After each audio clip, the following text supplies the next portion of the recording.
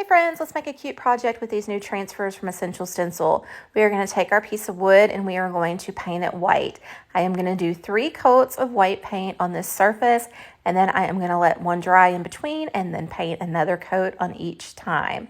Then I'm going to take my transfer, peel it back, apply it to the wood surface by burnishing it in. So I will lay it down, and then once I have it where I want, I will go in with my burnishing tool over the entire transfer, and then I start at the top and then pull down as I go. There's different ways that you can do this, but this is what works most effectively for me.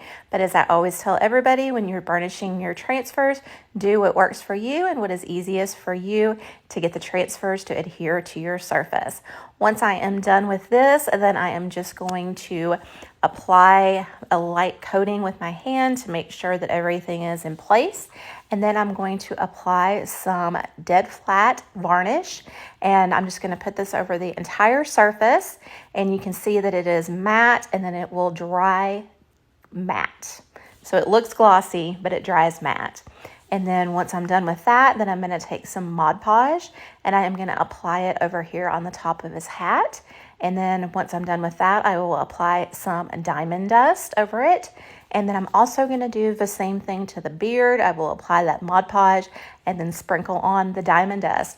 I have the diamond dust in a shaker container just to help me when I apply it to my surfaces.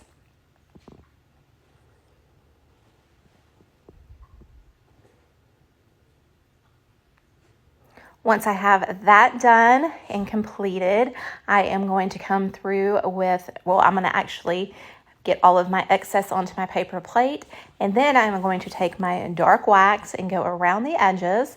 And then once I have that complete, then we will take some rub and buff and go over the top. And I'm actually going to be using, it's called a Spanish copper rub and buff. And as always, guys, I had somebody point this out to me. Just because I use my fingers, remember to take proper protocol, and you may want to use gloves or a brush when you use your rub and buff. Make sure to read the back for all of the warnings on your rub and buff. And then once I have that completely how I want it, and then this part didn't record, guys, but I wanted to make a chippy background on a piece of wood and apply this to it with a stencil. That part didn't record, so what I ended up doing was applying my brown paint, some wax, and then some white paint, and it pulled back the surfaces where the wax was over the brown to give it that chippy effect. So, like I said, I'm sorry guys that part is cut out. I didn't realize that it wasn't recording. But after we got that done, I went ahead and you can see right here what the board looks like. I went ahead and stenciled on our stencil from Essential Stencil. And then I took my wood surface and I glued it into the center of the board. I only did 1 coat of red paint for my stencil.